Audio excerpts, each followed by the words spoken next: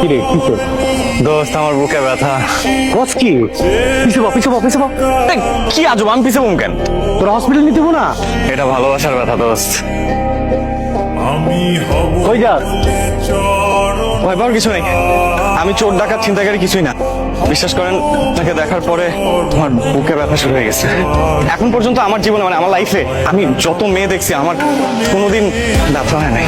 তাহলে আপনি ডাক্তার দেখান।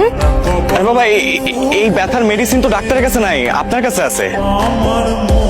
আরে আরে কি করছেন আপনি? আমি অয়ন, নাম্বারটা সেভ করে দিলাম। আপনার যদি কোনোদিন মনে হয় যে আপনি আমার ব্যথার মেডিসিন দিবেন, তাহলে আমাকে একটা ফোন দেন। আচ্ছা, ফোন দেওয়া লাগবে না, মিস কল দিন, আমি কল ব্যাক করবো। আমি তমা। আপনার বুকে ব্যথা এখনো আছে নাকি চলে গেছে? আছে, ব্যথা আছে, অনেক ব্যথা। তো মিস্টার অয়ন, আপনি ব্যথা কি কমাতে চান নাকি এই ব্যথা নিয়ে বাকি জীবন কাটাতে চান? কমাতে চাই। তাহলে আমি একটা অ্যাড্রেস এসএমএস করে দিচ্ছি, 1 ঘন্টা পর এখানে চলে আসবেন। আমি বাড়ি থেকে পালিয়ে আসছি। পালিয়ে আসছেন কেন? সেই কথা না হয় পরে বলি। আপনার বুকে ব্যথা কমেছে? বুকে এক মিনিট, হ্যাঁ। দোস্ত তুই কই? বাসায় ঘুমাই। মেয়ে তো পালাই চলে আসছে। বাহ, মেঘনা চাটি বৃষ্টি। তা বিয়ে করে বাসায় নিয়ে যা, যারা দেখলে তোর ব্যথা ঠিক হয়ে যায়। পুরো ওষুধ কোম্পানিটা পেয়ে গেলি। ভালো না? বাসা থেকে রাগ করে বের হয়ে এসেছি। কিচ্ছু হইব না, এই মায়া নিয়ে গেলে বাসার সবাই তোর উপরে খুশি হয়, ওটা আরো তোর পুরস্কৃত করবো। আচ্ছা ঠিক আছে, আসেন। কোথায় যাচ্ছি? ওঠেন, তারপর বলতেছি, আসেন। আসসালামু আলাইকুম।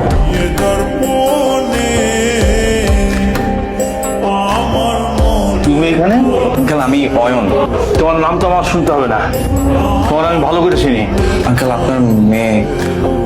তোমার? তুই আমার মেয়ে নিয়ে পালাইছস? আমার মেয়ে মাস্টার ছেলে নিয়ে পালাইছস? একটু কথাটা চুপ, একদম চুপ কর। তুই এই ফালতু ছেলেটার সঙ্গে আমার মেয়ে হয়ে পালাইছস? আঙ্কেল, আমি তোর মুখ আমি দেখতে চাই না। যা, এই বাড়ির দরজা আজ থেকে তোর জন্য বন্ধ। যা, কথাটা একটু শোনে না। একটা কথা আমি শুনতে চাই না। রাতে বলছিলি ওকে? অয়ন ওকে? ভাবি, ও তমা। আজকেই পরিচয় আমাদের, কয়টা দিন আমাদের বাসায় থাকবে আর কি। বাহ, একদিনের পরিচয় তুমি একটা মেয়েকে রাস্তা থেকে বাসায় নিয়ে আসছো? এই, এদিকে সরেখানা পাইছো? এই তানভীরের আব্বা, এদিকে আসো। তোমার ভাই কাকে নিয়ে আসছে তুমি দেখো। কি রে অয়ন, কে এটা? ভাইয়া, ও ওই বাসা থেকে রাগ করে চলে আসছে, তো তো আমাদের বাসায় নিয়ে আসছি, কয়টা দিন থাকবে। খুব ভালো কাজ করছিস।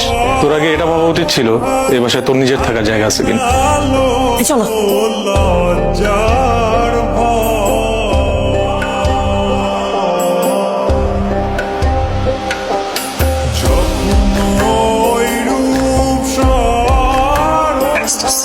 আমাদের ফ্রেন্ডস দিয়ে করলাম আজকাল রাতটা কোনো রকম আমি কাটাও। আমি চাই ফজরের নামাজের পর আজান দিব, তুমি হাতে যাইবা বন্ধু। আমি কই যাবো? কি করতেছিস? না কই যাবো এটা তার আমি জানি না। আমি তো তোমার কন্ট্যাক্ট করে আনে নিয়ে আইনি যে বন্ধু তুমি আও। আমি থাকি ব্যাচেলার বাসায়, 2টা ফুল একটা মায়া। বাড়িওয়ালা যদি জানে কি কইব? আমি এগুলো নিতে পারবো না। ওরা তো কি ভাববো টুয়া। তো পারি যাবো, তুমি বাংলা মানুষ করবা, জীবনও পারবা না। আমি যেটা কইছি বন্ধু, এটা তুই যাবি না।